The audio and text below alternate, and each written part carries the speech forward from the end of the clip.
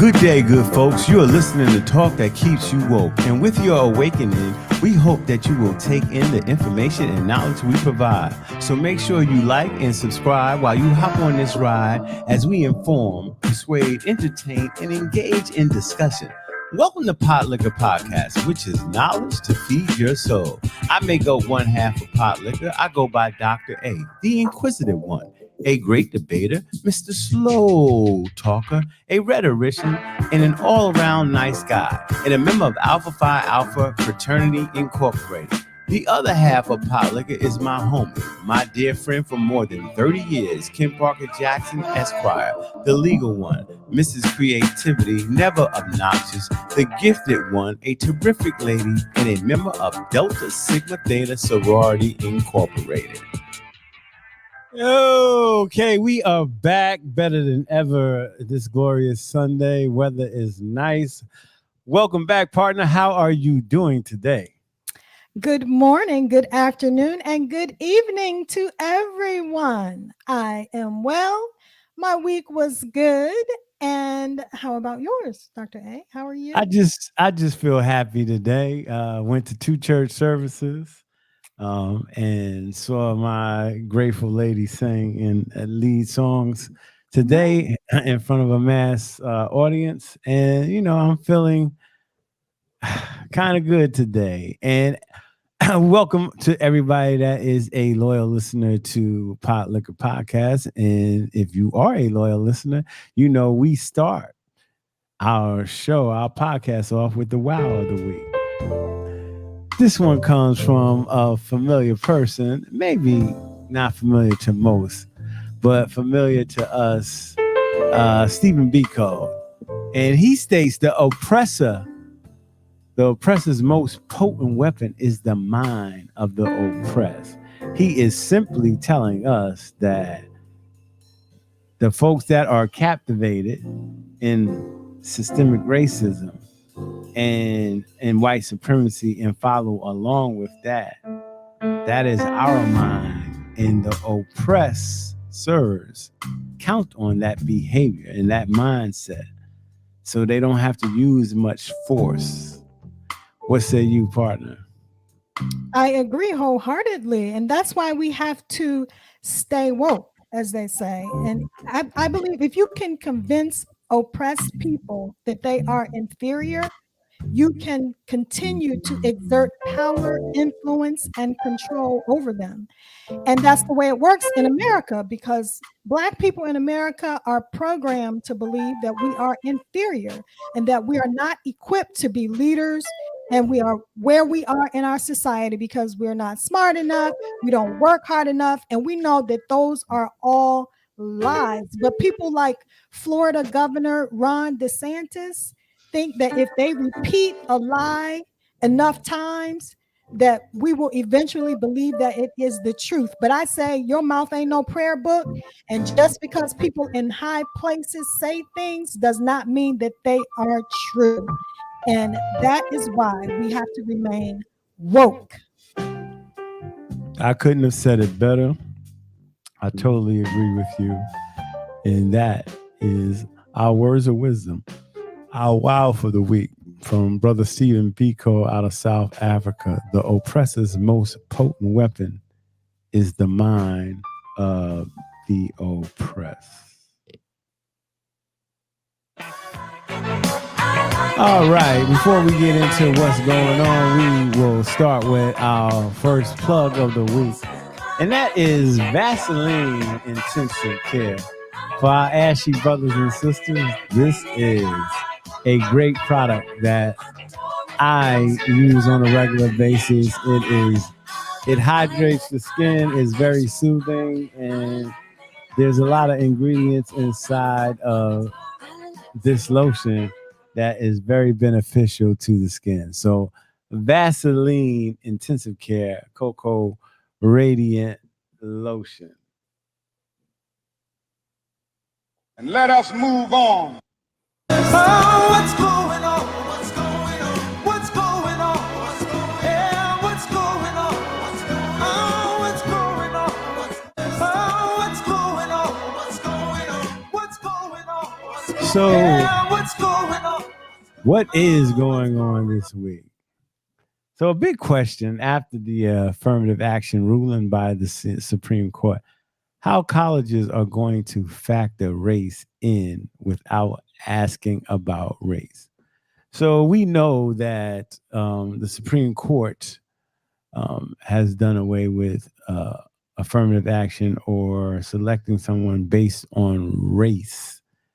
Um, Institutions and colleges. This was Harvard and University of North Carolina, I believe, Mm-hmm. um, that they can no longer use race as a factor.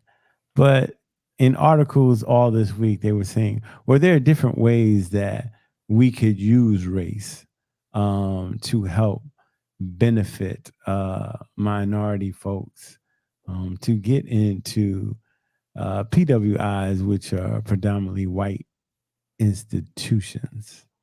So, what is your thought process on this part? Well, I think that although the Supreme Court basically overturned affirmative action, they did sort of leave a blueprint for how you could factor race into um, the admissions process without making it a factor in the admissions decision. And that sounds kind of like semantics. But Chief Justice John Roberts said in the majority opinion that colleges can still consider applicants' discussions of how race affected their lives, so long as that discussion is concretely tied to a quality of character or a unique ability that the particular applicant can contribute to the university. So I think the good news is that colleges are trying to find a workaround and trying to figure out how they can still diversify their classes without totally directly relying on race as a factor. So, there's different ways to do it. And I think, for example, schools are, although they're being advised not to publicly state what they plan to do because they want to protect themselves from liability. I mean, this is all new and people are still trying to figure it out. So I think schools have been advised not to speak publicly about what exactly their plans are. But one school in particular, Sarah Lawrence College in Bronxville, New York, they're going to just basically mirror the words that Chief Justice Roberts used in his in the majority opinion. They're going to use that to sort of tailor their essay questions that they have on their college applications. They're going to tailor it to mirror the language that he used. And to me, that's probably the safest way to do it, because then you're complying with the law. For example, one of their questions is going to be drawing upon examples from your life, a quality of your character, and or a unique ability you possess. Describe how you believe your goals for a college education might be impacted, influenced, or affected by the court's decision. So that question on their application comes directly from the majority opinion. So, that's an easy way to sort of stay within the bounds of the law and still try to, once you get, for example, a student to speak about their experience being a particular race, that is going to sort of give you a window into the character of that person, the obstacles that they may have overcome in their life. And they could use that as, a determining factor on whether or not they want this person to be a part of their school community. I think that's great. For example, if they've overcome, racism, a racist event in their life, that's a person who is going to, have a person of high moral character, if you will.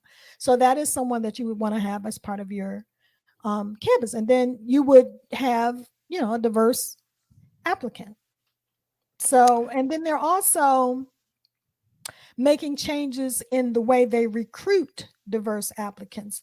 For example, they're going to try to attract more applicants by, maybe having arranging campus visits, or reaching out and telling people about scholarship opportunities, which is also going to, attract a diverse group of applicants, even if it's diversity in socioeconomic status. So the bottom line for me is, I think that this is good news, because it shows that schools are really putting a lot of thought and effort into how they can still create a diverse class, and without violating the law. So what do you think? I teach at separate institutions. I teach at a HBCU and I teach at a PWI. And I feel like, let's just talk about the PWI. I teach at Texas A&M University. And I will say that most students don't concern themselves with this. If you force them into a conversation, they will say, yeah, everybody should be treated fairly. But as long as they get into the institution, that's all that matters to them. Most of them are not jumping up saying, hey, we need more African Americans, more Hispanics, more Asians at this particular institution. And it doesn't mean that they don't want more there. It's just that that is not their first concern. I also believe it is hard, and we'll talk to our guests today about this. It is hard for some of these gifted students to come to an institution, a PWI, and visitation and recruitment and having them come to the campus is not always a glorious thing. Because if I'm an African American, which I am, and I come to a PWI, I'm saying, where's the blackness on campus? What area of the campus am I going to feel comfortable? Why am I happy to be here? These are supposed to be 4 years of four of the greatest years of my life. And I'm not seeing it at this institution. There's no black culture going on here. So why would I want to be here? As a faculty member, it's different. My school days are over. I'm working. So if it's an all-white school, all-black school, doesn't matter as much to me as far as, well, I'm not going to teach here because there are not enough black students, or I'm not going to teach here because there's not enough white students. I go in to do a job. I love teaching human beings, period. So the faculty is different. What would stop me from teaching at a school at Texas A&M or moving up to a place like College Station is just the place itself. Would I want to raise kids there? So on and so forth. So there are a lot of things that go into wanting to teach or wanting to attend these universities. I just didn't understand why our institution, which is Texas A&M University, had to follow along the lines of eliminating DEI. I know the state said it, and affirmative action. It just doesn't make sense to me because you hardly have any African American students there. But don't you think that you mentioned, as a teacher, you don't spend a lot of time thinking about the makeup of the student body because you're focused on doing what your job is, and that is to teach. Don't you think that there are some students who have a similar mindset? There may be some African American students or other students of color who may think, okay, I am here to get an education. I have a social group maybe outside of this school, or I can find my own, cultural experience or cultural affinity, within the campus on my own. Like, I don't need that in the university overall. So I feel if you choose to go, if I feel as a black student, or a minority student, if you choose to go to a PWI, you need to ingratiate yourself with the dominant culture at that institution. So I often ask, Right. hold on, let me finish. I often ask African American students, why'd you choose Texas A&M? And they quickly say, oh, that network. That network is powerful. My reply to my black students is, you know that network is white, right? That's a white network. So while you here, make yourself known on the campus, talk to and socialize with these white folks. A lot of the white students are scared of the black students. I've heard this in class. I don't know how to approach them. I don't know what to say to them. They're just going to be angry at us. You can't win. So they have all these preconceived notions about black bodies at the institutions because they're not getting to know African American students or Hispanic students. I had one student tell the crowd in the classroom, like, she started crying in my classroom because she didn't know to come in and sit next to a black at a forum, to sit next to a black student or walk away. She thought if she sat next to him, there's a possible danger. If she walks away from that seat, then she's treating him like he is a threat and a violent person. So she was stuck. So I would say, just sit down and introduce yourself and say hello. They're human just like you are human. But if you have little interactions with African Americans or other underrepresented minorities, you may think this way. You may develop this phobia or this stigma or this stereotype about black bodies and treat folks as such. I think I just disagree with your position that if a black person chooses to go to a PWI, they have to ingratiate themselves to white people. Like, I just disagree with that because, first of all, and you ask, why would a black person want to go to a PWI?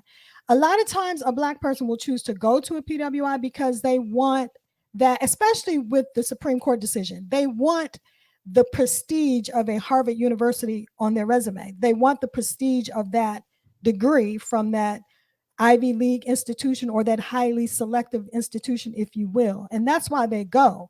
And it's a white prestige. There is what was that? It's a white prestige.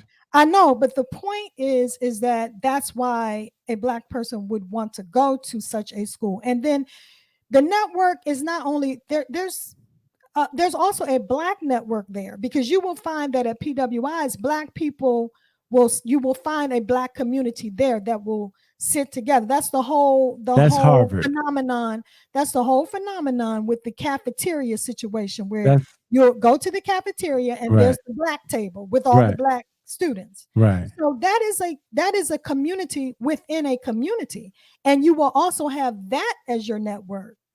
So but you're still dependent. You're still if you go to Harvard, you're still depending on a white corporate structure to hire you because you went. You're telling that white corporate structure, oh, look at me.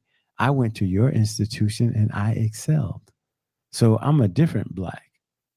That's what you're basically trying to say, because because you're looking for that prestige, that white supremacy to get you into these corporations. Well, the fact of the matter is that they do get people into those corporations. It works, but that's not the only way. Do you see what I'm saying? You can, to me, the student makes the difference. So if you are a fabulous person that is going to do amazing things in your life, you're going to do those things whether you go to an HBCU or whether you go to a PWI. Because you have to have more than just a prestigious degree. I mean, everybody knows somebody with a prestigious degree that has a mediocre career. You know what I mean? I So say if it you're going to depends on go that to person's the determination, that person, you know what I mean? if you Grit. go to those all that. institutions, take advantage of the advantages. Yeah. I mean, Right. I'm So don't not mad I at don't it. understand why students at Texas A&M they come to Texas A&M and then they don't want to take part of any of the extracurricular activities that are not all black organizations. And then you're saying, well, I'm coming there for the network. Like when I walk out, they'll see like, oh, he attended Texas A&M University, right? And I'm down here in Texas, so the kids in Texas feel like Texas A&M rings across the country, and I always tell them it's regional. You go to New York and Maryland, Texas A&M is not going to ring louder than the University of Maryland. It's just not. Mhm. Because most of the folks in the state of Maryland probably went to the University of Maryland. So don't get me wrong. I went to the school. I got a fine education, um, and I'm happy that I did get the education. But as far as like the recruitment and everything at Texas A&M, I don't look at it like, oh, I went to Texas A&M University. I just look at it like I achieved a PhD. Harvard, the Ivy Leagues, I get you. That's a different institution. That's a different stigma. If you go to the Ivy Stigma? Leagues, or yeah, that's that positive stigma. Like he went to an Ivy League, she went to I graduated from an Okay. Ivy League, or Rice, or Stanford, or UVA, any of Right. those institutions. It's just like, Those wow, are that's prestigious schools, right? those are And it's prestigious impressive. It's institutions. impressive. Yeah. And if Yeah. you are trying to get into the C-suite of a major corporation in America and the person doing the hiring may have gone to that particular school, you are going to get looked at because of the name on your resume, right? The name of the school that you went to. People, just equate it with prestige and um So what are the schools going to do to bring in these black students? How do you? There's no more affirmative action. How do you bring in these black students? So let's save that for our guest. I think she may have some words to say about that. And let us move on. oh, I thought you were bringing in the guest.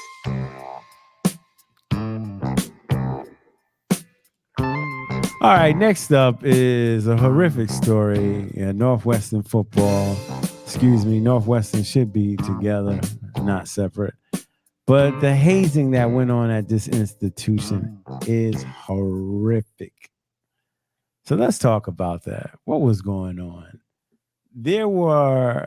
When you go to colleges, you join fraternities and sororities, and sometimes they, well, I know for the Divine Nine, which is the black, what is it, Hellenic Council? Pan-Hellenic. Yeah. Pan-Hellenic Council. Sorry. Mhm. We this it's not called pledging anymore. It's going through the process. The intake process. Right. The intake process is when Kim and I were in undergrad, there was what they call above ground pledging, where Mhm. you saw everybody in the trench coats, in the cheap stockings, in Marching the across hats. campus Right, in a marching across line. campus. The brothers all had shaven heads, and every hair was shaved off their faces, with their trench coats and slacks, khaki or what have you, and shoes, walking in the line. Matching outfits, right? Right, they did away with that while I was in school. I think Kim's undergrad, she saw it all the way through. I think they got rid of Well, it after 89. They got rid of it after well, 89. 89 technic was the last year they marched up on ground. on where at Morgan State? Yeah, across the country. Okay. Oh, okay. Yeah. So, and there were, we're going to get to the football, but there was hazing going on. Right. And so Right. the band at the different institutions, there's hazing going on with the new folks that come in, and just like sports team, there are hazing going on. So this story is about the hazing that took place at Northwestern University in Evanston, Illinois, which is right outside of Chicago, which is a prestigious institution. Right. And it was embarrassing. They fired a coach that was there 15 to 17 years. He claimed to know, like, I didn't know this stuff was going on. I still would fire you because if you don't know this is going on at your institution, you don't need to be at the institution. So there were reports of nudity, hazing, dry humping, and things of that nature. A lot of, I guess, like, I'm not stepping out of bounds when I would say this, homosexual hazing activities, even to those who are heterosexual, racial activities that were going on at this institution with the football, and then it spilled over to the baseball. Just horrific. Like, I don't understand. I guess you're under that much pressure. Like, if you don't let us dry hump you, you're going to lose your scholarship. Well, I guess I would have lost my scholarship. Well, it was part of the culture, it seems like. And one of the players stepped up, Lloyd Yates. Yates, yes. And he was the one who African American male. Right. And he sued the university, and he had he came forward and basically said that sexual abuse was directed at male players because of their sex in an effort to, quote unquote, quote, break them, punish them, control them, or get them in line in violation of the Illinois Gender Violence Act. And Yates said the program was centered around a culture of sexual violence. And he said that players, as you said, were forced to do acts in the nude, and as punishment and initiation rituals, they were physically dry humped and he said this occurred while they were like 17 and 18 years old. And like you said, they were just trying to, from his perspective, as the quarterback on the football team at the time, they were just trying to fit in and make their mark in college sports. And he said, this is how you become accepted and earn respect from your teammates. You know what I mean? So that's why they sort of participated or felt the pressure to participate in these hazing activities. And I mean, to me, first of all, kudos to him for, having the courage to speak up about what happened to him, because his description of what happened to him is humiliating. Like, he was humiliated.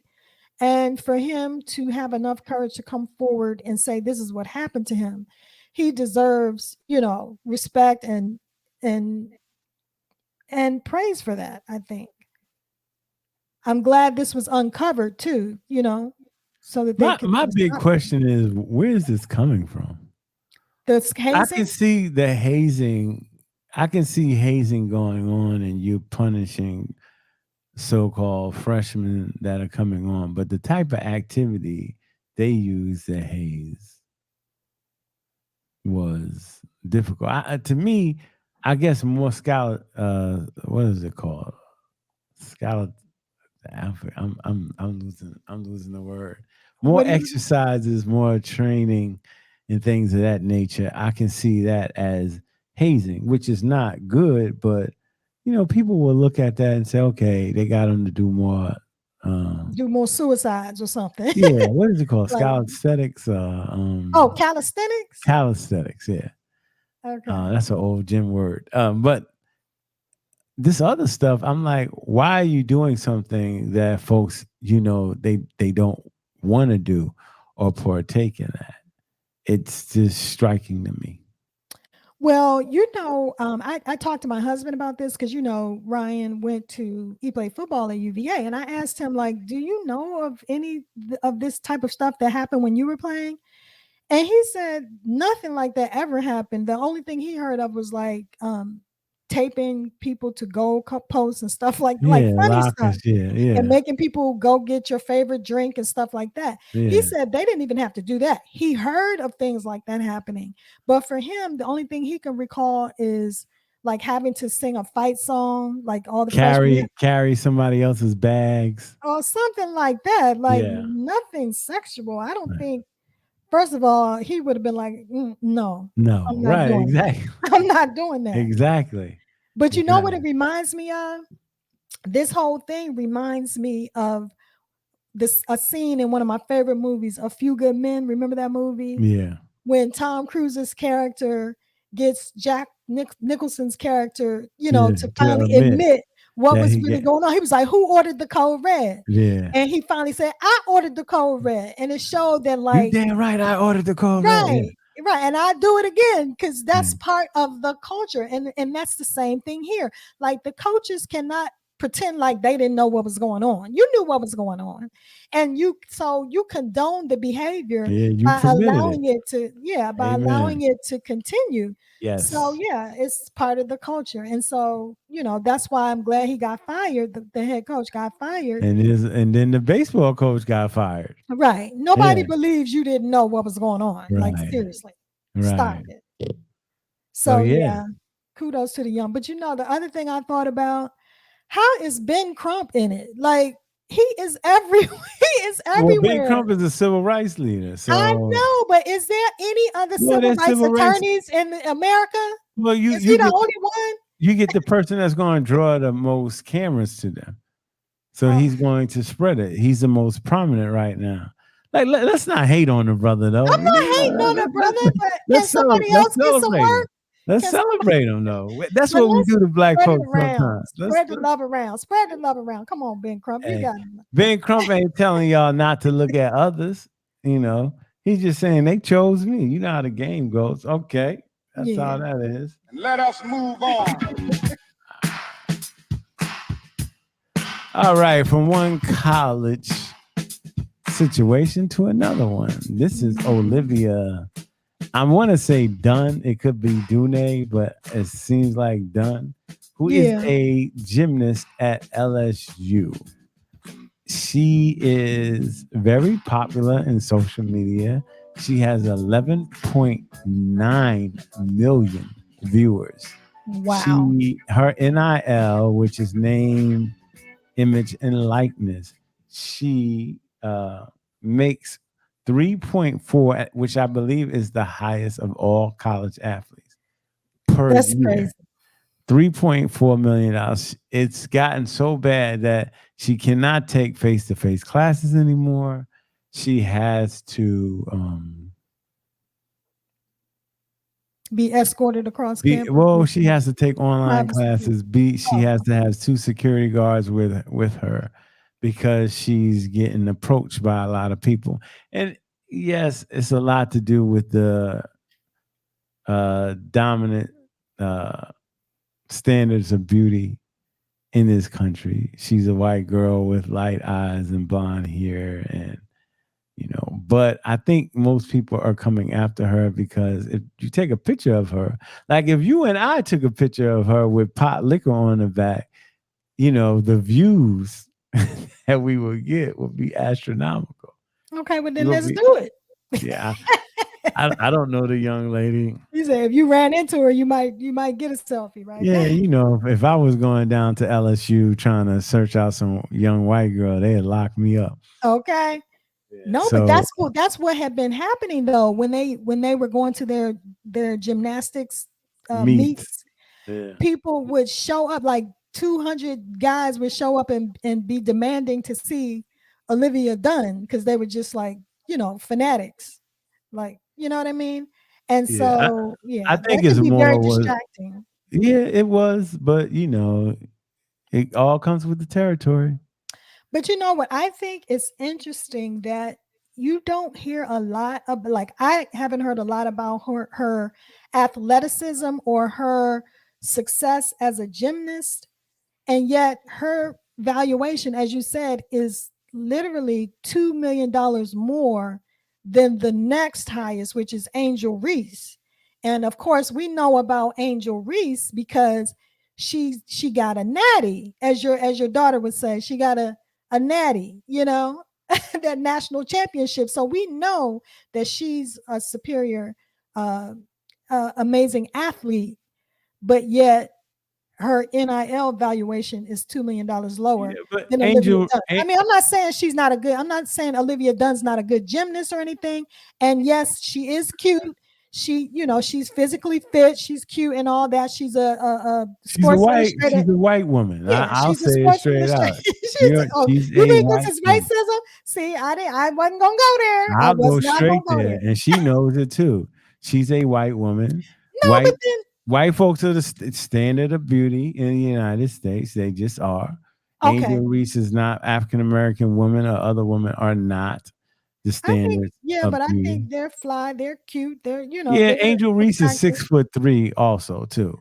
But let me tell you another thing, because I went and checked out her social media. Olivia Dunne. I looked at her Instagram, and honestly, like, I'm not hating on her and everything, but it was like a thirst trap. Like, lots of provocative pictures, and like I said, she's cute, she's physically fit and all of that, but it's not, I'm telling you, it's not a thirst trap. It's folks that's managing, telling her to take these type of photos and it's going to draw this type of attention.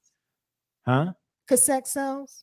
Yeah, of course it does. Okay, but here's where I'm going. Okay, because they say in order to maximize your NIL opportunities, you have to, first of all, be a winner.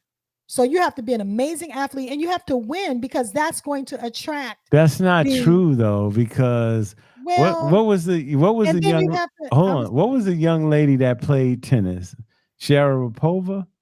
She won 2 championships, I believe. And Serena Williams at the time had won like 16.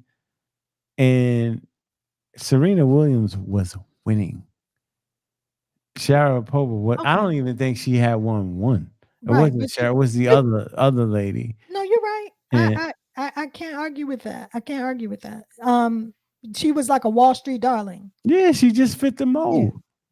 Yeah. But you also have to be a social media influencer as well. You have to have fit the mold. I'm never going to fit the mold. I'm short, dark, and handsome. That's me. I'm old. I'm never going to fit the mold.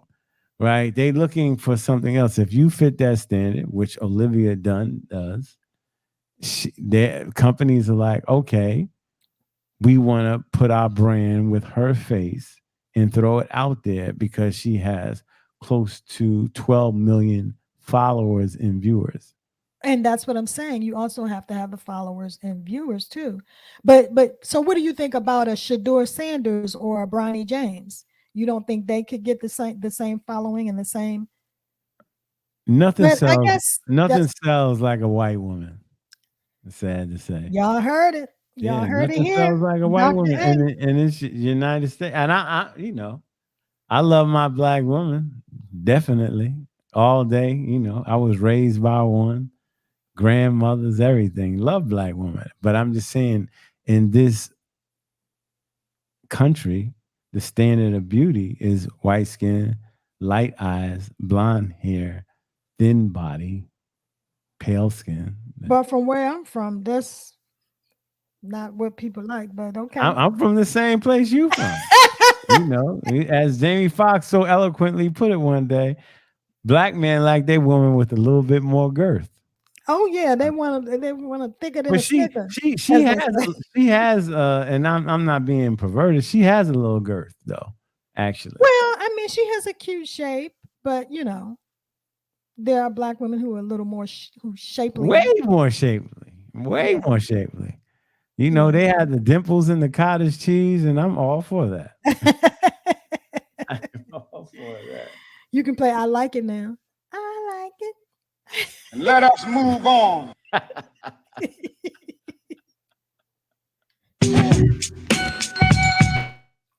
All right. let's go to some praiseworthy news. We're happy for this young man. He Indeed. last week had cardiac arrest, was rushed to the hospital. He is the son of Savannah and LeBron James. He is LeBron James Jr., but everybody knows him as Bronny Bronny. James. But he's out of the hospital as we speak. He's been playing the piano and he's under watch. So they're just doing more tests to see if he can play this year at the University of Southern California. What were you thinking when you first heard this news? When I first heard this, I was shocked. I was shocked that a college freshman athlete, as fit as Bronny James appears to be, how they could possibly have a heart attack. And of course, the speculation started with, oh, it's because he took the vaccine.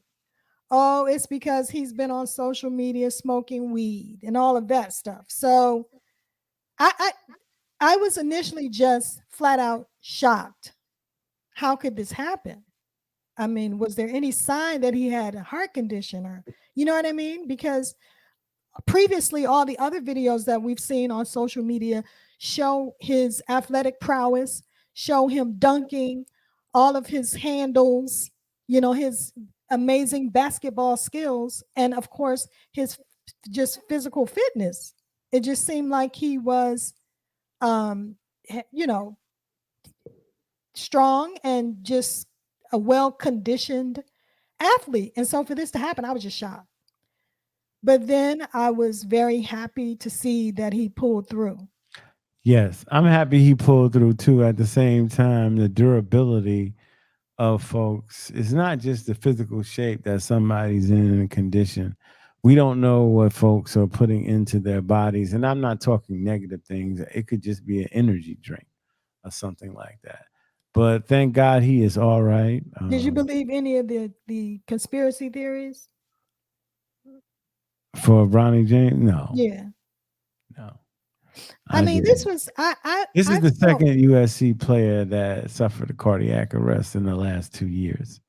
so that sort of, raises an eyebrow and makes you think like what is going on. But I can kind of empathize with the family. This probably one of my favorite famous families. I love, Savannah, and I just love, I just love the I family. mean, we have an outside picture of them, so we don't really know what's going on. You're That's happy true. when somebody stays out of the limelight for anything negative. Anybody that is in national media, and you know them because of a particular sports they play or they're entertainers, you kind of have some sort of connection with them because you see them every day. And as human beings, I think most of us who are good natured, you want the best for folks. And so Right. that's where my prayers will go out. If it was a friend back in the neighborhood and his son or daughter was suffering from cardiac arrest, I would have the same emotion. So I don't know LeBron James personally. I definitely have watched his career from high school to this point. And I You want just to see them continue to pray do they well and strengthen the be Lord in as good they health. said. Right. Exactly. That's I mean, all. I just feel like as a parent who's about to send a child to college, I empathize with, them having to uh let your child go and live on a campus outside of your home, outside of your care and your watchful eye. And it causes a little bit of anxiety. And I know that they were probably comforted that Bronny decided to go to a college close to home, but then, they send him there and then this happens. It's like your worst nightmare. You know what I mean? So I Well, just send, love and good vibes to their family, and I hope they hang in there and push yeah, I hope through. he gets to still play basketball, which is his passion and love. Because when your passion and love is taken away from you, a part of you, something inside of you kind of I can't find a better like subside. Guys, I Yeah, know I you don't didn't want want to to say say guys, guys. yeah. But I would imagine that LeBron sat his son down and said, "Listen, you don't have to do." We all know he doesn't have to do that because he has generational wealth for Yeah, all of but our family. that's just money. But that goes to Right. show, The like passion life is, is yeah, more than that. Like you right, want to play. That's right. like if you a great singer and all of a sudden something happens to your throat, your voice, like the DOC, the rapper. Yeah, you still gonna make money because you can write rhymes for other people, but that joy that you were searching for, just that competition, that mano a mano on the basketball court, when that's taken away, there's no amount of money that can replace that. That's true. And you mentioned he was playing the piano. We saw the video of him playing the piano. I know because I follow them on Instagram, but I noticed, did you notice in the video you can hear LeBron in the background go, he's multi-talented. He has many talents. And what I took from that is it does not have to be basketball. We got other stuff you can do. So that's what I took from it. But again, just like you, I hope he's able to live out his passion and live out his dream if it's basketball. Amen. And let us move on.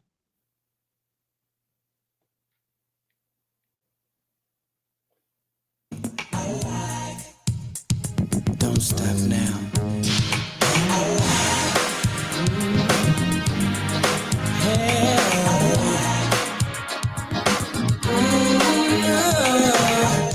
Okay. Toyota So is the today, brand. yes, I want to talk about something that I like and I can Amen. attest to as a reliable brand of car, Toyota. So, so yeah, this right here, this picture that you're looking at is the more recent model. I have a 2017. So mine, this is the newfangled fancy sport package model. I have, like I said, the 2017 model, which is still attractive. And I love it. I loved it so much. At first I had the 2014, but I wrecked that. And I love this car so much. I got the exact same car in the exact same color, gray. And I love it. I mean, I'm not a soccer mom. It's the minivan. I'm not a soccer mom, but I'm a baseball mom. So, so And football and basketball, mom. right, all of the above. You know, I'm 50 some odd years old, and I've only had 4 cars in my life. My first car was a Nissan Pulsar, second car was a Mercedes, but my third and fourth cars were Toyota Siennas. I love this car. It's roomy, it's good on gas, even as a minivan. I can put regular gas in there. I can sit up high. I like sitting up high in the minivan. I'm used to being up high now. Um, I've taken it on family vacations. You can fit lots of luggage in there. I think I have 7 seats, and I have the run flat tires, which is perfect for me because if you get a nail in your tire or it's never really flat. You can actually drive the tire with a nail in it or with a leak in it For about 50 miles. for about 50 miles. That's true. And this just happened to me recently. I had to replace a couple of tires because of nails. So yeah, I Well, love run this flats, car. tell the audience, run flats ain't cheap. Oh no. Oh no. Oh no, they're not. On this car, they cost about $300 a piece, and then you got to pay for the installation. You can get a better deal if you get 4 at a time, And the throwaway, yeah. They get you. but I like not having to. I'm never going to change a tire, like I said. So I like never having to carry a spare. I can get through it, get to the shop on my quote unquote flat tire and get it changed. All right. So there you have Toyota Sienna. Listen, what's the tagline? Let's go places. I've been lots of places in my Toyota Sienna. Thank you very much. And let us move on. But I heard that some people don't like the way that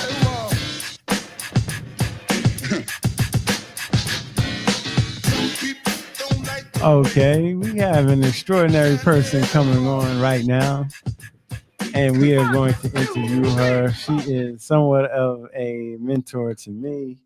I was, I am still proud of what she has done at the institution that I am employed by. She's an African American woman. Her name is Dr. Karen Butler-Purry, and so we welcome her aboard.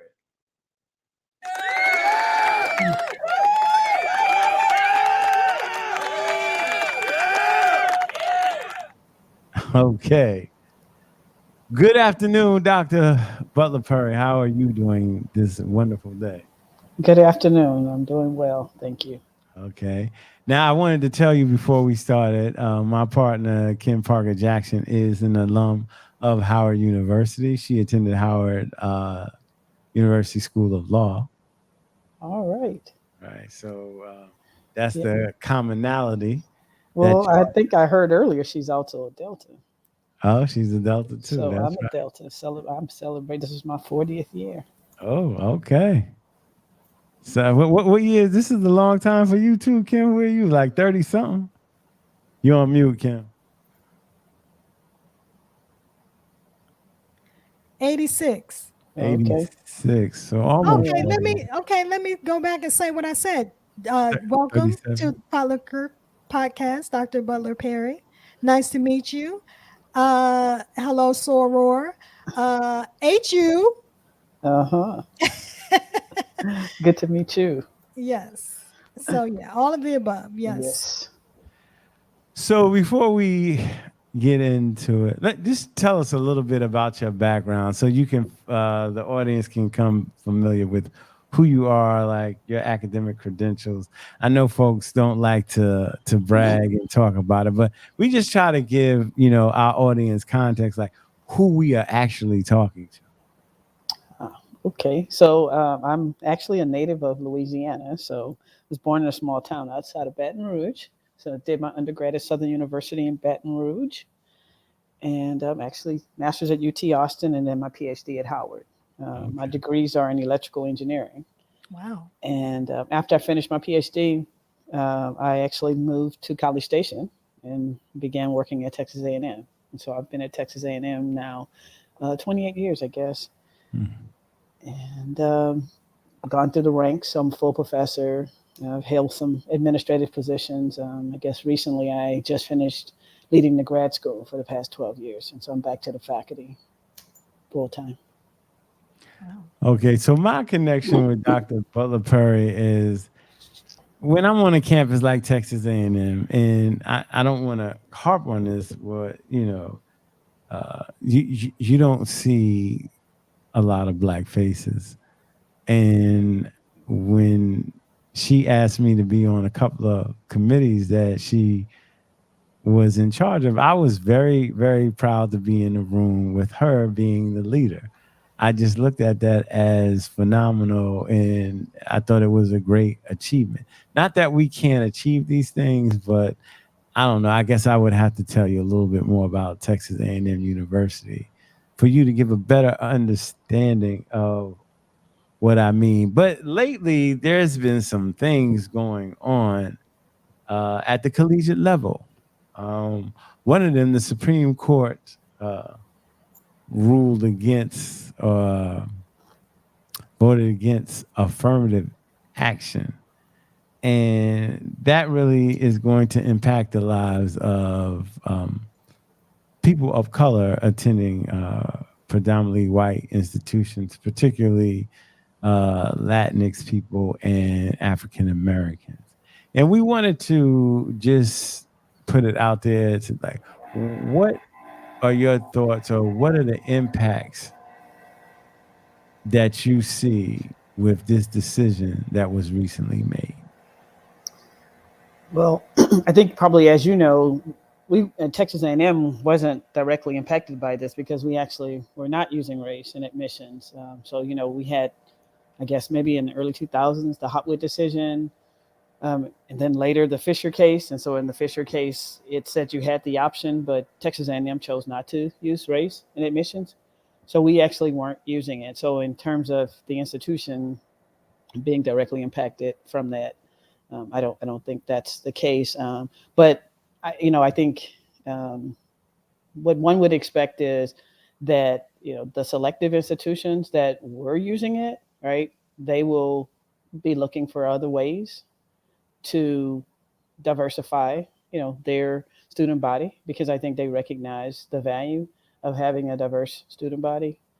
Um, I imagine then some of the individuals who will not be selected to go to those institutions because, I think it's hard maybe to have the same impact with the things that they're probably going to use.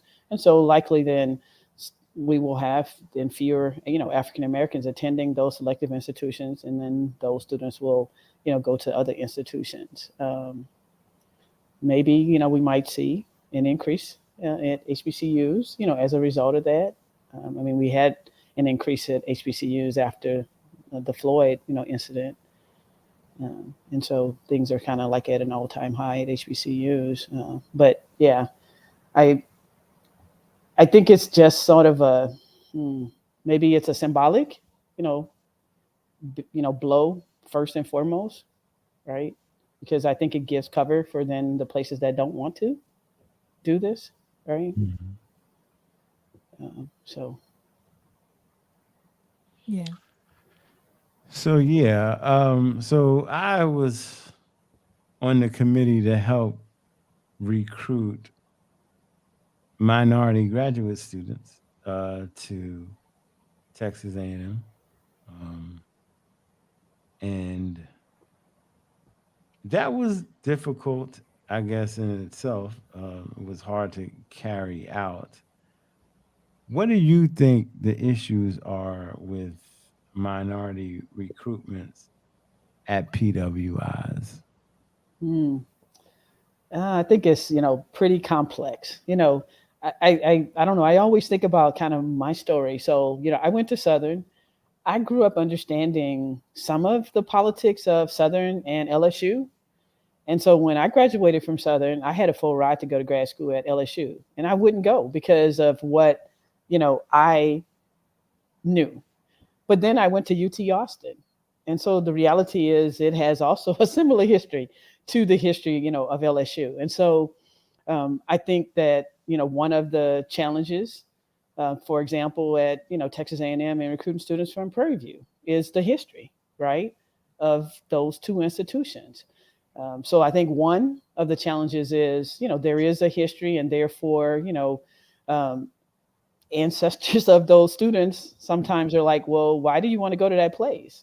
That years ago would not allow us, right? And so I think that's first, well, not the only, but that's one big challenge. And so if the institution is not presenting, this picture that they are welcoming and inclusive, then it's easy, to have others tell you that that's not a place, that wants you, to be there. So I think that's one of the challenges. I think another challenge is, when you are likely to experience, isolation because there is so few during the time that you matriculate. For some students, that's going to be really a serious barrier, right, to overcome. And so I think the small numbers makes it hard also, right, to recruit students, because you have to then, perhaps know that you can go and you can, survive, thrive, through an experience where you may be the only student who looks like you, in your classes and other kinds of things like that. So that's another, challenge in really, trying to increase the numbers. And then I think that, there is a lot of unconscious bias, right? For faculty who have not, or staff who have not actually engaged with, African American students in particular,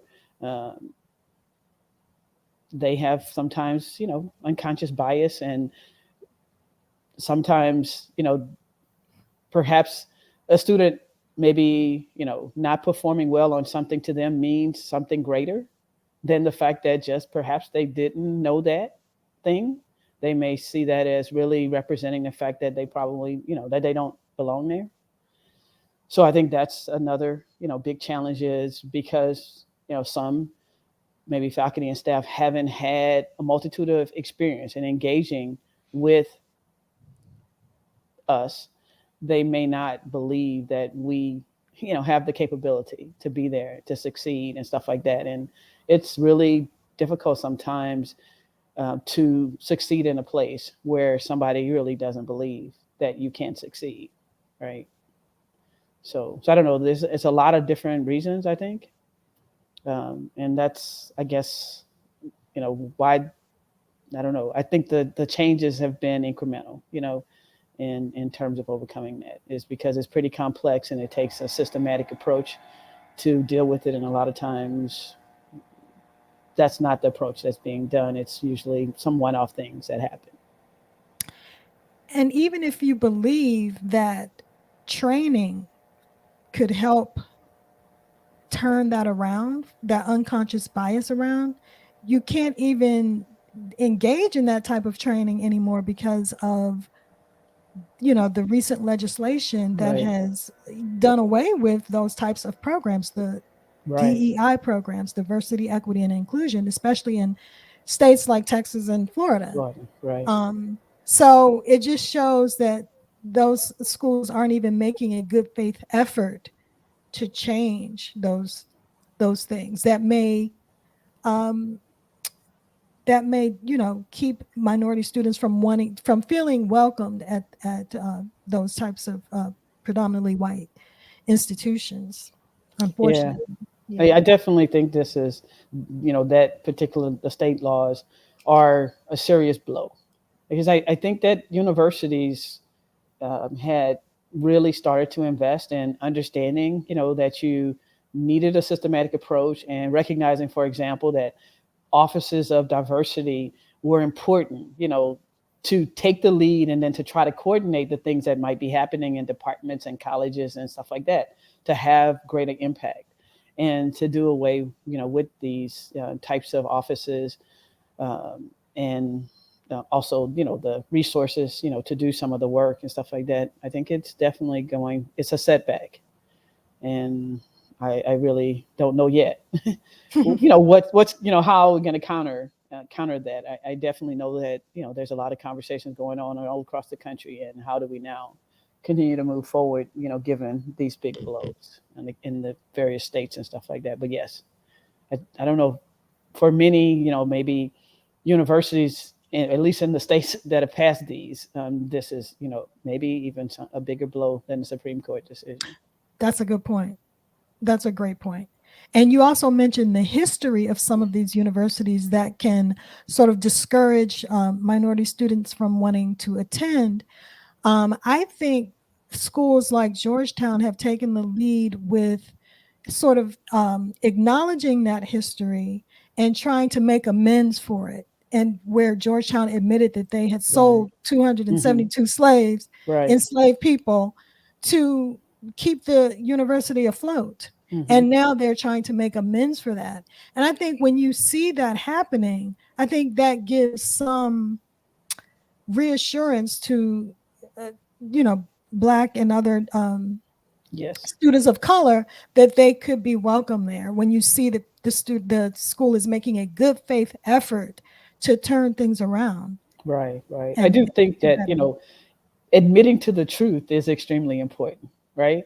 And then, of course, accepting responsibility for it by then deciding, to put some of your resources to, try to make some amends for it, is really good. And there are, a few universities that are doing that. Yeah. But I don't see that happening in Texas or Florida, unfortunately. Yeah. It's so complicated. I don't know. I don't know how the truth is important, right? We can't. And that's what the history is, really, really important for us to continue to perpetuate. Right. Indeed. So, hold on one second.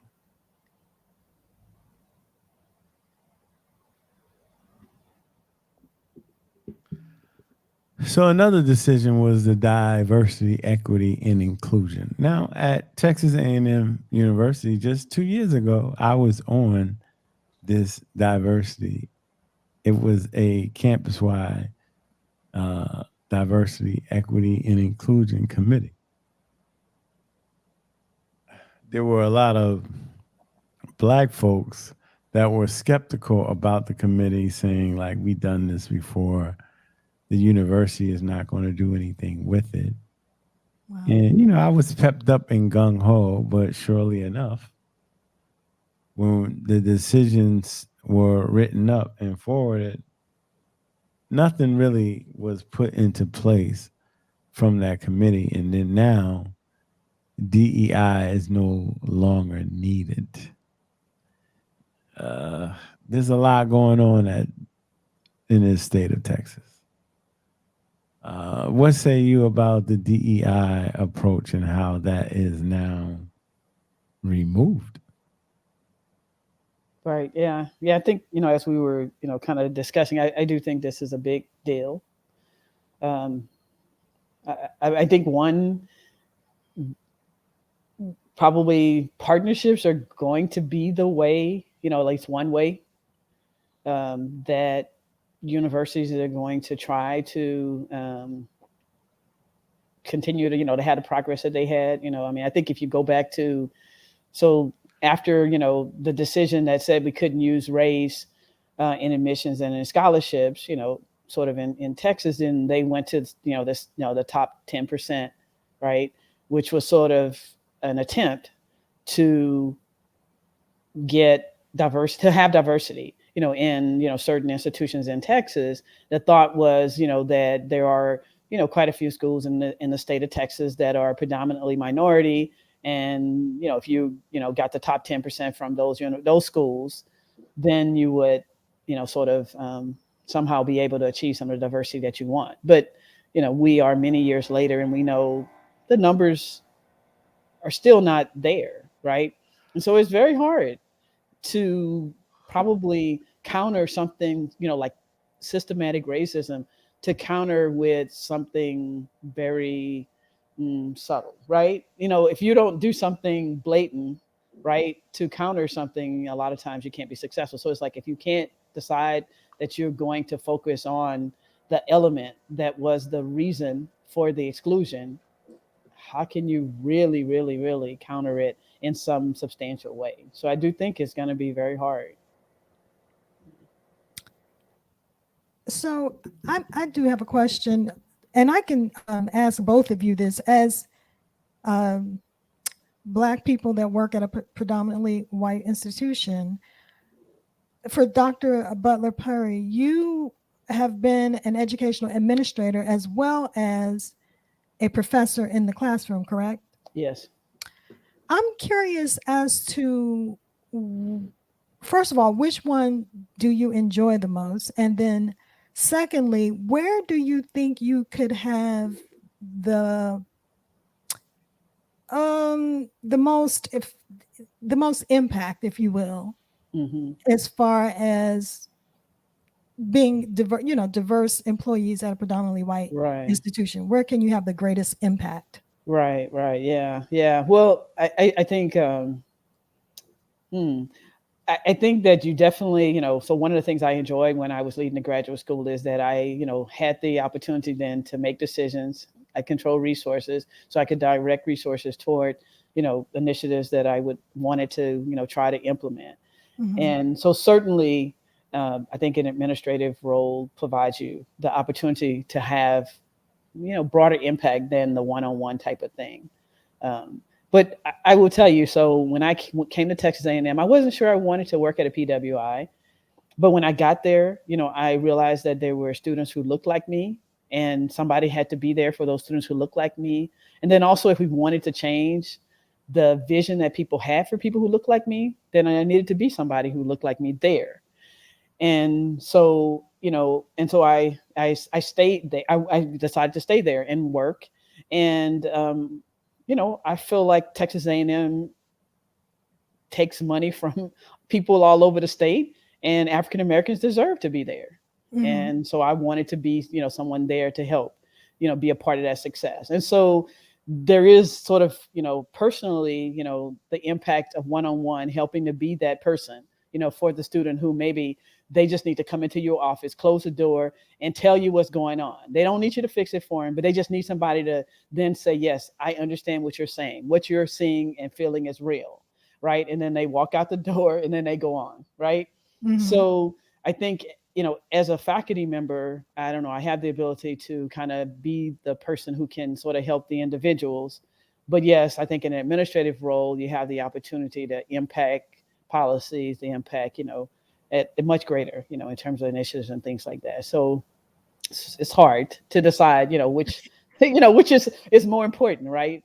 Or has Saving the the greatest individuals impact. or saving, right? Yeah, yeah. Right. So, Because it's important for you to be seen by those students.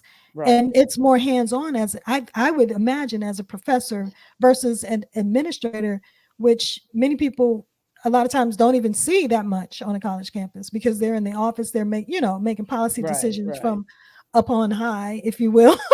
Right, right. Well, the And thing is that we have to have the individuals be successful until we end up having greater numbers. So there needs to be the Shantae Anderson graduating with a PhD before eventually we might have more Shantae, Andersons at Texas A&M, right? So somebody has to help those who chose to come and persevere through, right, the climate right. and the environment and stuff like that. So And which one did you enjoy the most? Can you say? Can you I pick enjoy one? both of them. I mean, I'm still there because Equally? I really feel like, I've been able to do some good things. So I Yeah, have to say both have been both. equally enjoyable. Yeah. Yeah. If you're asking me, I haven't been in administration, so it's definitely the classroom. But I teach at a HBCU too. One is more rewarding than the other, and I don't mean that as a slight at Texas A&M.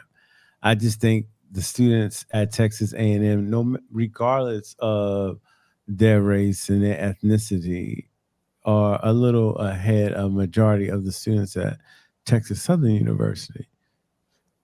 But Mm, when I say it's more rewarding, to go in to any institution, whether it be a junior college, and really help a young man or a young woman or a young non-binary student to change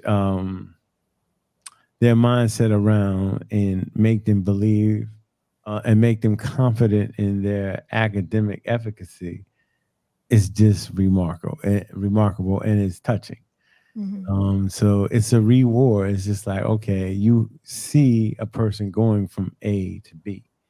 Wherein as Texas A&M, a lot of them might already come in equipped. Now, mind you, I'm talking about like lower classes, like you know, not 400, like 100 courses, like students that are taking freshman courses. Some students come in and they're prepared. I just need to give them instructions and they're like, boom. But there are other students, that you need to guide them and hold their hand through the process. And I'm okay with that because I'm a product of two HBCUs. Um, but Texas A&M might be hard because sometimes it's just location.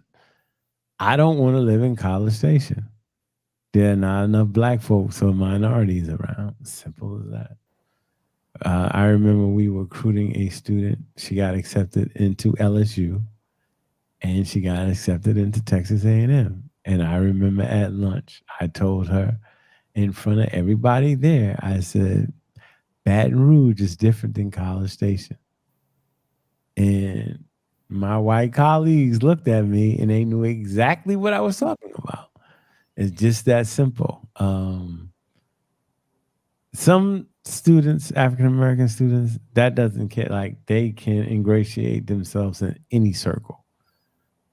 When I was young, I felt the same way. But when you get a little older, like I'm a little older, I'm like, I need to be around folk.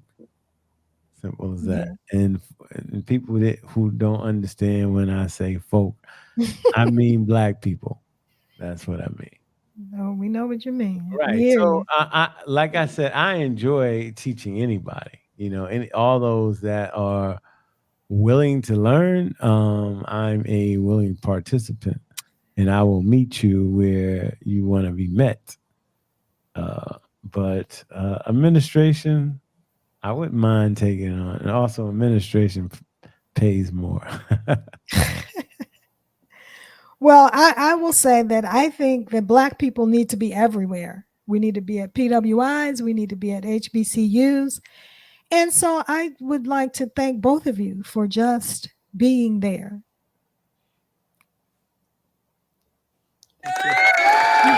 Yeah,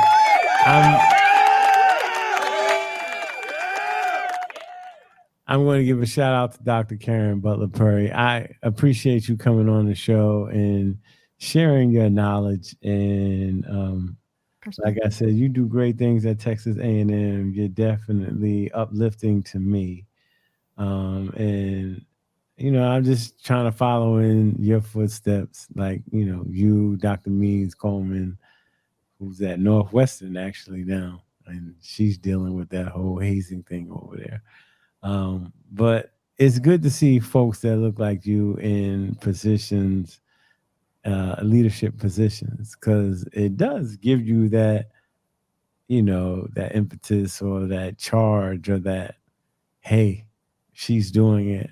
There's a possibility I can do it too. So thanks for coming on and sharing your point of views. And we hope to have you on in the near future. Okay. Thank you. I appreciate it. And great to meet you, Kim. And you as well. Yeah. Take care. See you next time. Bye-bye. Okay. Bye-bye. Okay, so that's Butler-Purry. She's had an amazing career. Yes, she has. And she is. That's how we do. Let us move on.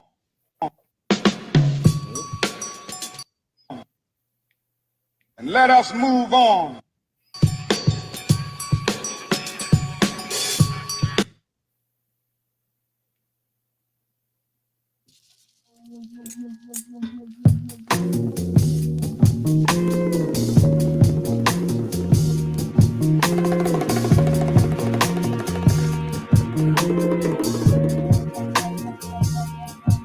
We have a question. It's a question. Address the question. This is a question. So what's the question? Answer the question.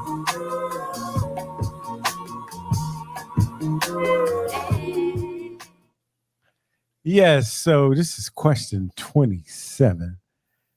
We might do away with this after question 30. We're not getting a lot of responses. I don't know if I should have put that out there that way. Hey, we just real with it. It is what it is. Okay. Maybe we'll ask like a different type of question that you and I can talk about as opposed to. The question of the week is, if you have a bowl with 6 apples and you take 4, how many do you have? If you have a bowl with 6 apples and you take 4, how many do you have? Last week, the question was, if a plane crashed between the United States and Canada, where do they bury the survivors? And you say, Ken, where did they bury the survivors? Nowhere, because you can't bury survivors. They're still living. Amen. Okay. So, like I said again, if you have a bowl with 6 apples and you take 4, how many do you have? And you can respond to potlickershow@gmail.com. Provide us with the answers, and we'll take it from there. All right. And let us move on. All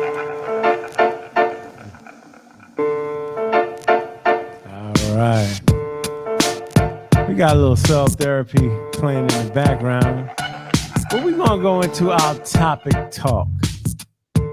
Kim is going to start us off, and she is going to tell us everything that happened, and I'm going to come back and jump in.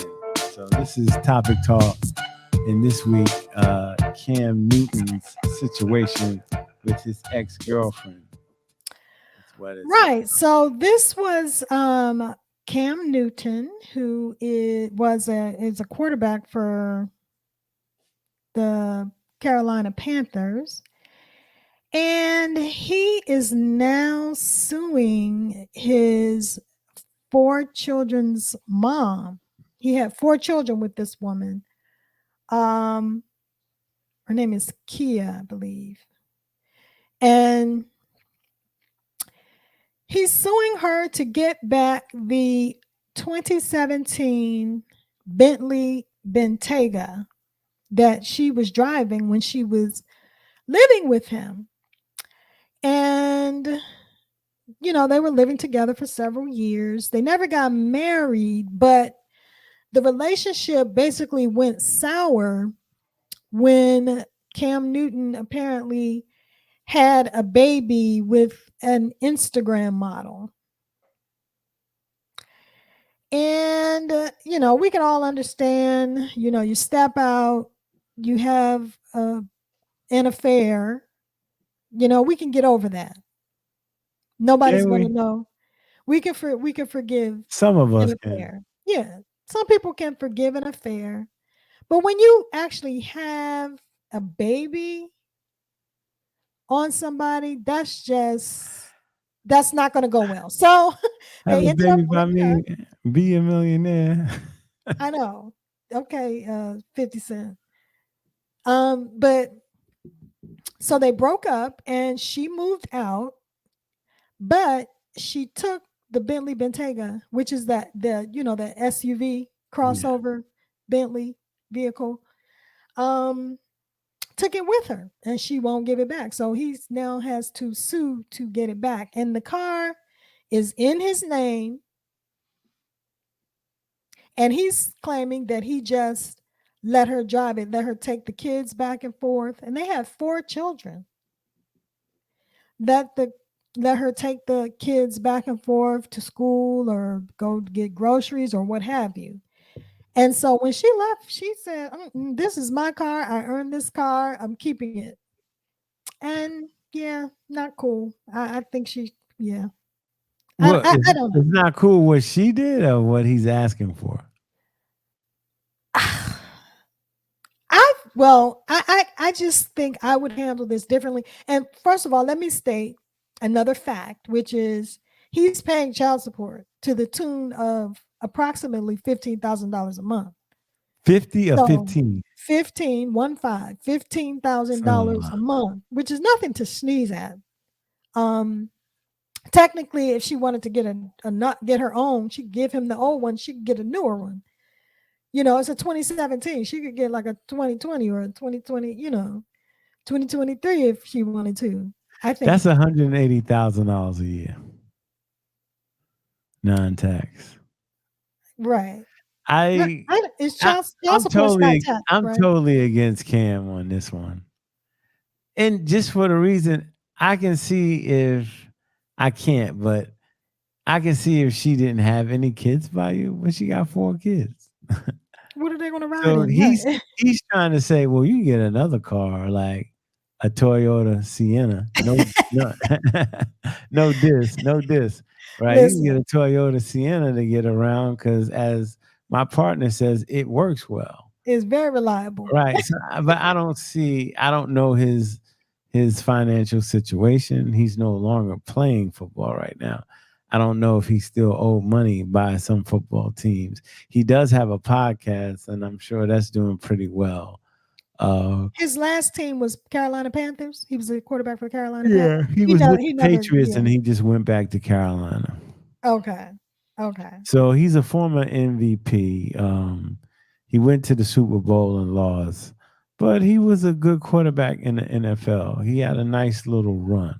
He But took this a lot of abuse. has nothing to do with his football talents. It's just this is all relational. I think Cam just let her have the SUV.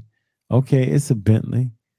But you would have to look at it to tell like it's a Bentley because it looks like the X5 or the Audi. It looks similar to those Mhm. on the outside looking in, but then you pull up, you're like, oh wow, that's a Bentley. But The car is worth like probably $100,000 now. for I kids, think brand new is like 200 and something. I think. yeah, I can't say I was checking out that whip. But how would you feel if you're Cam and your children's mother kept the car and she has a new boyfriend and the new boyfriend is driving the car? You're okay with that?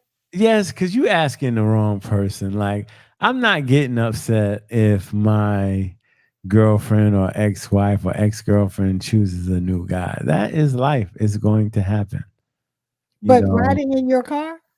I don't care about that long as he's a responsible driver, and if he's responsible with picking up my kids and bringing them home, if he does his job, then salute, brother. Fine.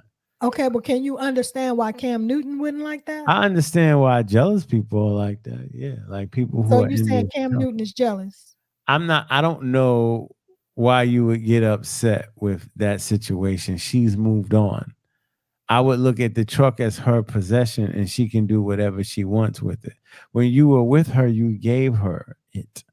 So now is it like, I don't know if this is racial, so forgive me to all my natives, like Uh-oh. you being an Indian giver. Oh, no, you didn't. That's racist. Is it? Take it back. Okay. I take that back. My apologies for that. I don't really grasp the concept. I thought that, The concept of what? like the Indian giver, like they give it and they take it back. Are they taking it back because it's properly theirs? I don't know. So I But do the point apologize. is that the term has a negative connotation to it. So you don't want to attribute that to I a know, but particular what race. is the negative connotation? I never, school me on that. Any of my fellow natives, Native Americans are the only people that would take something and give something and take it back. but I thought they were taking it back for reasons. Well, the implication on the term is that you properly gave someone something And then you're because you, sad. as a gift, because you wanted them to have it. If you give someone as a gift, if you give someone something as a gift, it's wrong to take it back. It was a gift. I think it's illegal. So Too. a person that would do that is not a good person. So it's a negative connotation, Well, and to attribute it to that's race not a of good people thing. We can't is not say good. they're not a good person. We can say what they're doing is not a good thing. Oh, here Because we there's go with the anger in semantics this. again. No, it isn't. Because I That's said just like you no. Because I saying that said racist people, that if you make a racist statement, you don't necessarily that have to don't be mean racist. you racist, right? Because you labeling something that you don't do is habitual. We all sin and fall short of the glory of God. We all do that. And So so you think there's a situation where if you've given someone something as a gift, it's okay to take it back? I think so. I think if you give somebody an engagement ring and they go out and they cheat on you and they mess around on you, they don't deserve that ring. Now, Well, I mean, that's if you different go cheat because on them, if you go cheat on them, the giver of the ring cheats, then yeah, then the other person should get it. But I think the culprit is responsible of returning the gift but if can I they're just who received the gift. okay, that makes sense. What you're saying, that makes sense.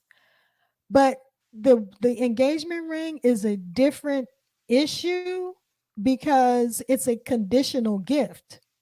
So I'm giving you this ring conditioned upon us getting It's married. the same thing with the car. I'm giving you the car So with the if you don't assumption. get married, you don't get to keep the ring, is the It's the implication. same. It's the same thing with the car. But what I'm saying, Cam, if you're going to keep your kids, take the car back.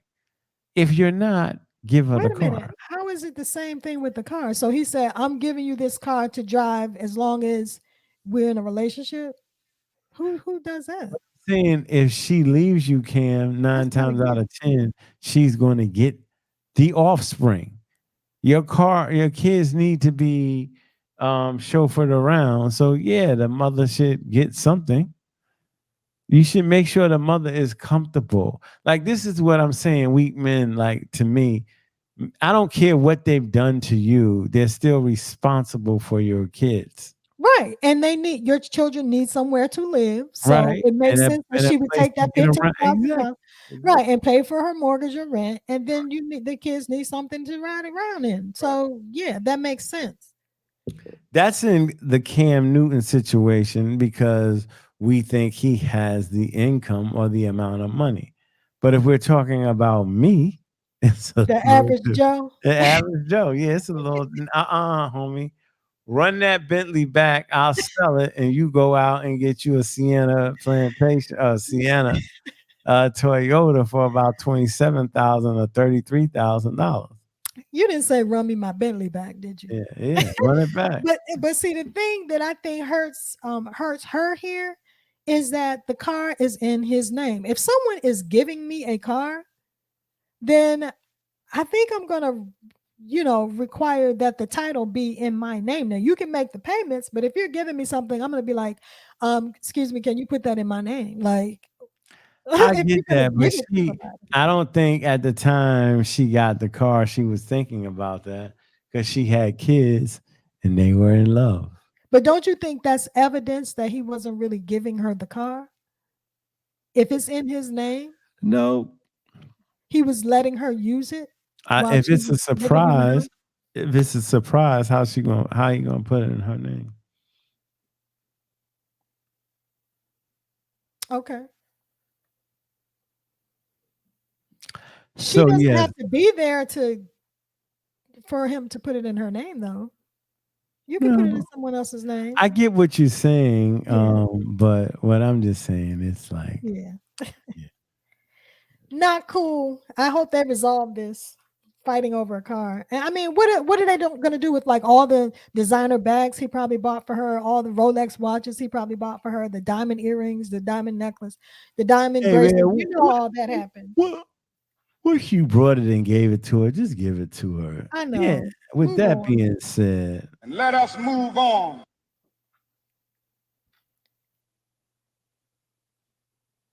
Like this, keep on. Never say die, keep on. Like this, keep on. Never say die, keep on. Like this, never say So today we want to highlight as our little known Black history fact, James Forten was born on September 2nd, 1766 in Philadelphia, Pennsylvania. He was a successful businessman with a bustling business that employed both Black and white workers, and he was one of the wealthiest Philadelphians of his time of any race. He used his position and half of his considerable fortune to fight slavery and to demand civil rights for African Americans, including purchasing the freedom of others, supporting anti slavery journalism, and founding a school. He was a tireless activist who helped to organize the American Anti Slavery Society. James Forten, our little known Black history fact.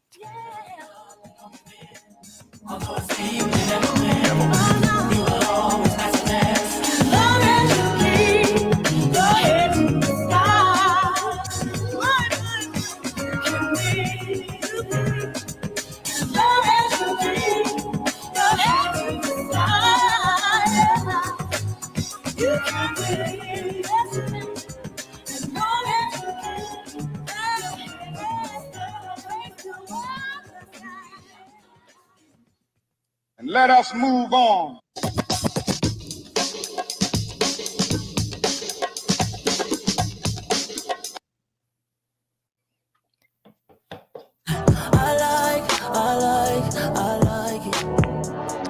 all right, our last plug of the day is always our podcast plug. Black Men Can't Jump is the podcast, and Black Men Can't Jump is a comedic podcast that reviews films with leading actors of color and analyzes them in the context and race of Hollywood's diversity issue, hosted by Jonathan Braylock, Jera Milligan, and James the Third. Black Men Can't Jump is an iTunes Editor's Choice podcast and has reached number 2 on the iTunes Film TV charts.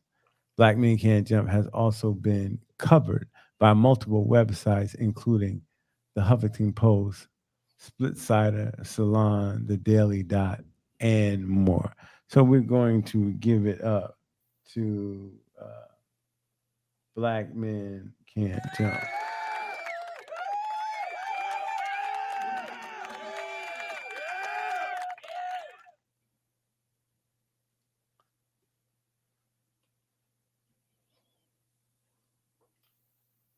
Well, all right.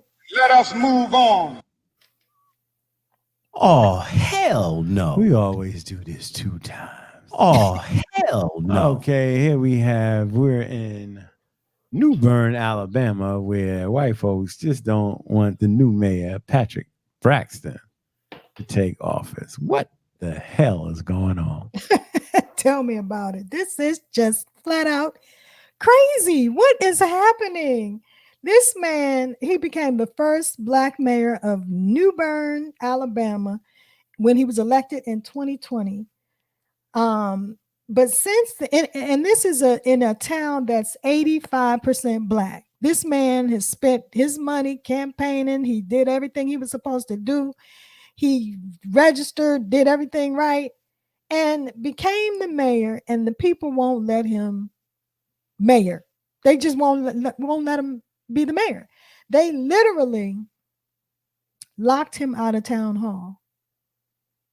This is just crazy. And it just reminds me of, doesn't this sound like something that Donald Trump would do? This is the influence of Donald Trump, to think that you can just subvert the will of the people. The people have voted this man into office in this 85% Black town. And then you're like, I don't care what the people said. You are not going to be the mayor. We don't want no Black mayor in this town. Like, are you serious? I call this reniggerless. Oh, that was good. It That makes was good. it makes no sense This is what these crazy. folks are doing.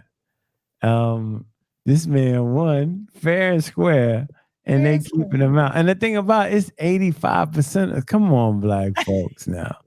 Come on, man. 85 to 15. Now, all of y'all ain't got cardiac arrest down there. All of y'all ain't eating chitlins. Y'all need to stand up and fight for Mayor Patrick Braxton.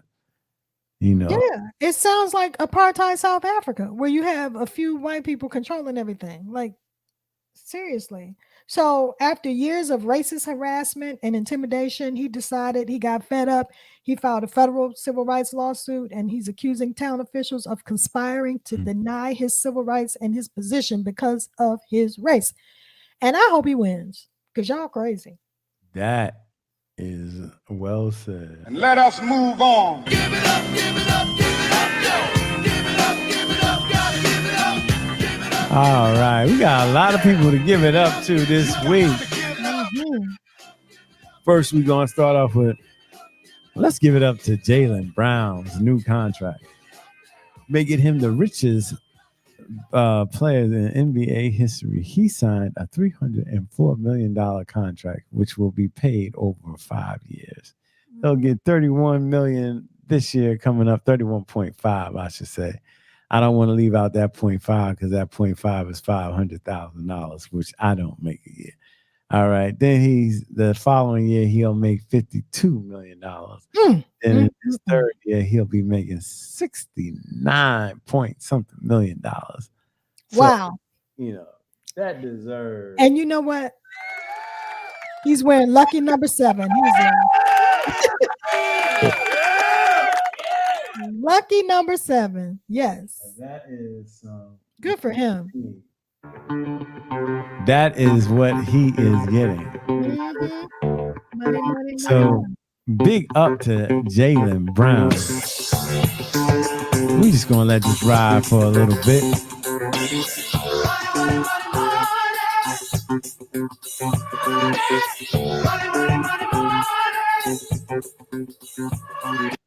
Next up is Olivia Pichardo. Olivia Pichardo is a young lady who plays baseball at Brown University Division One with the men, not the women. And I'm not saying the women are inferior, but she plays baseball with the men. She hit a home run over the last weekend, so we're going to give it up to Olivia Pichardo. Amen. Pichardo. You know, hopefully one day we can see women playing in the major leagues. And lastly, we're giving it up to President Biden for signing an act that will put an Emmett Till monument. I don't know where they're placing this actually. Where are they placing it? So the monument, which is the fourth national monument designated by the Biden administration, will span 3 sites in Illinois and Mississippi that hold historical importance to the story of Emmett Till's life and the events surrounding his racially motivated murder in 1955. Yes. So the monument sites encompass the Roberts Temple Church of God in Christ in Bronzeville, a historically Black neighborhood in Chicago where Till's funeral service took place. And they also include the Grayball Landing Site, Graball, Grayball Landing Site, where his body was believed to be discovered, and the courthouse in Mississippi. Tallahatchie, Mississippi, where his killers were acquitted of murder. And then they later, confessed to it in a paid interview in Look magazine. They got $4,000 for that. And they knew they couldn't be tried again because of double jeopardy. Isn't that just terrible? And so he would have been 82 this year on the day that Biden signed the proclamation. So yeah, this is great. I think it's he great. was a year older than my dad. Wow. Yeah. So I like what Vice President Kamala Harris said at the Delta Convention in Indianapolis. She said, "Let us not be seduced into believing that somehow we will be better if we forget." So I'm happy to see, I think it's good that we'll have a monument now to keep us in remembrance of what happened during this seminal moment in our history. This Sing it. in remembrance. You don't know that song? No, sing some more. That's all the choir sings. You know what? I think you should play Dr. York's her song. Oh yeah, we'll play a little bit of that. But I think you should play it when you can put it up on the screen so we can see it and hear it. Can you do that? You can't do that right now, can you? But we can hear a little bit of it. Okay, put it directly into the mic, please, so I can hear. And we can praise him on this beautiful Sunday.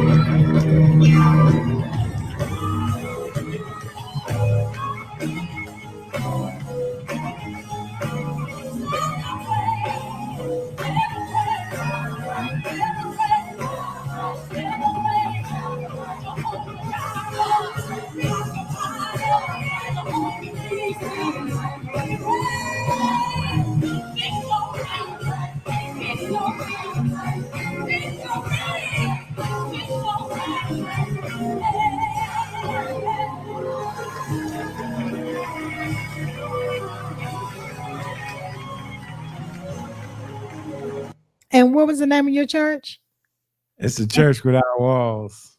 Church Without Walls. Without walls. Yeah, yeah. She did her thing today. I stayed for both services actually. And she At 10 o'clock. let me find out. She hit us with the James Brown though. She left and came back. She hit us with the drop the mic and then came back. The second time they sang it, they kind of cut it at the end because I thought they were short on time, but the band kept playing, so she came on back. And, she hit her with the James Brown with the cake. Being in the audience, they really enjoyed her, and it was good to see her. Like after services, folks coming up to her saying, "You did that thing, girl." Mm-hmm. She so, ministered I was proud of what she did. I'm always supportive. And let me find out, Dr. A, that she was not only singing, she was directing the choir at the same time. I saw the little hand motion like. She was just making gestures kind of like to coincide with the lyrics. Oh, it looked like she was like. The choir sings, Like, right. Yeah. She's directing her background. Oh, well, you better go on and let them use you, girl. Let them use you. That was amazing. That was off camera. Hey, let's come back later. We're gonna wrap up the show right now. All right. Thanks for hanging in there with us today, folks. As always, I'll go through our plugs first. We did Vaseline Intensive Care Cocoa Butter. We did the Toyota Sienna, which my partner drives and she loves. We did the Black Men Can't Jump podcast. Words of Wisdom was by Stephen Biko from South Africa. The oppressor's most potent weapon is the mind of the oppressed. What's going on? Our 4 stories today was how colleges are going to factor race in without asking about race. Northwestern football hazing. LSU Olivia Dunne needs for security around her on campus. And Bronny James cardiac arrest. We interviewed Dr. Karen Butler-Purry from Texas A&M University. Weekly question of the week was, if you have a bowl with 6 apples and you take 4, how many do you have? Our topic talk was Cam Newton suing his ex-girlfriend to try to get his Bentley back. And little known Black History facts was James Fortin. Our All Hell No went to New Bern, Alabama, not Alabama. New Bern, Alabama, against Patrick Braxton, who is the mayor. And we gave it up to Jaylen Brown from the Boston Celtics, his new contract. Olivia Bachardo, the student from Brown University who plays on the men's baseball team. And President Biden for signing the Emmett Till National Monument.